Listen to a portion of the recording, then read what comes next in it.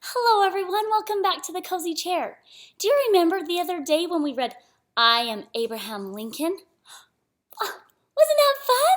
Well, guess what? I love these books by Brad Meltzer, so I'm going to show you some of the other ones I have. I Am Helen Keller, and I Am Jackie Robinson, and I Am Albert Einstein.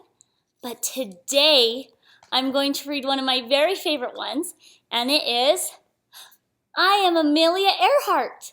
And this is by Brad Meltzer, and I'm going to be reading for Abby. Hi, Abby. I hope you like this book.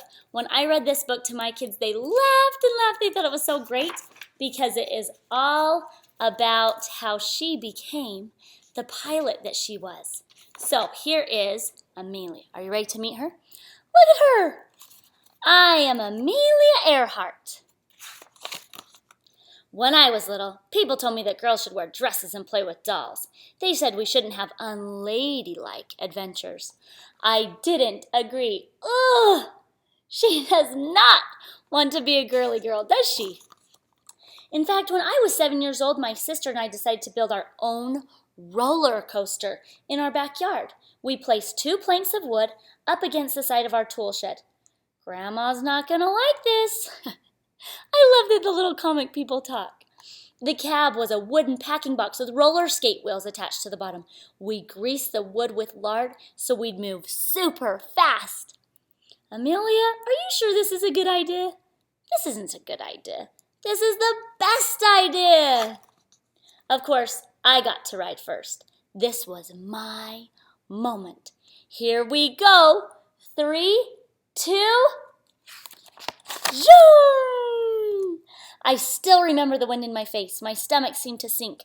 I was flying! Look at her go! Isn't that so awesome? Amelia Earhart, take it apart this instant! See, their grandma doesn't like it, does she? The crash was loud and noisy and messy. It certainly wasn't ladylike, but it was awesome! Look at her little eyes. She wants to do that again, doesn't she? It wasn't the last time I would fly. As I got older, I went to many air shows. When I was 23 years old, but still a kid at heart, my dad took me to meet Frank Hawks, a man who would eventually set many of his own flight records. You ready? I'm ready. For $10, Hawks agreed to take me on my very first flight. For 10 minutes, we flew through the sky and out and over the Pacific Ocean. By the time I was 200 or 300 feet off the ground, I knew one thing. I had to fly.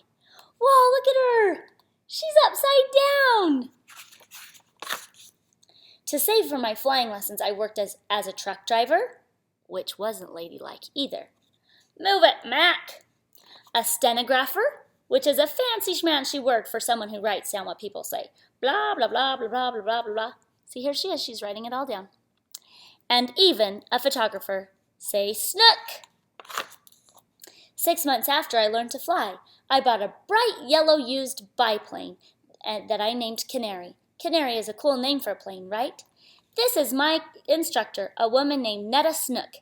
That's her real name. But here's my secret. I wasn't a natural. I wasn't the best pilot.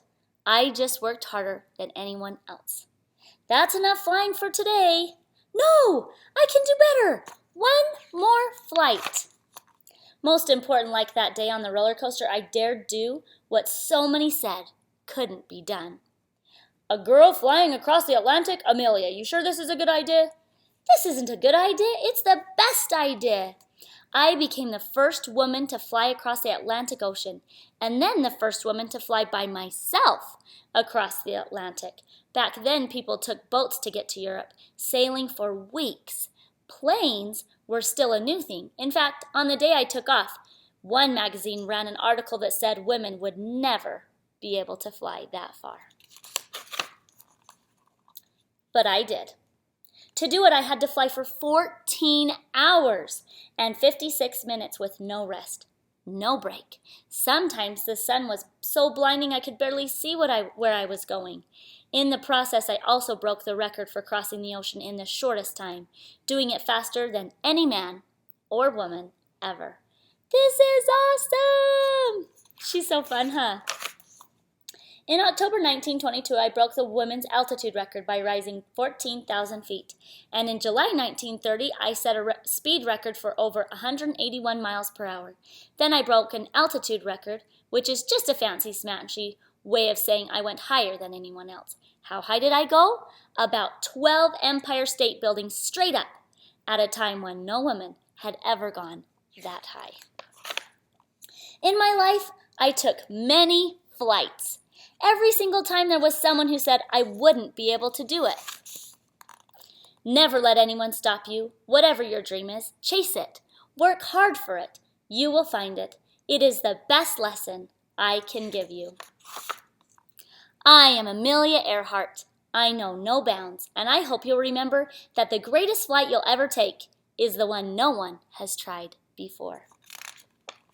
Here she is. There's a picture of the real Amelia Earhart. She says, never interrupt someone doing what you said couldn't be done. I hope that you enjoyed that, and I hope that you'll come back soon for some more books by Brad Meltzer, and come back to our channel and tell me what books you like. Send me a little email or a little comment, and I'll make sure to get you some books that you enjoy. Thanks for coming. Goodbye.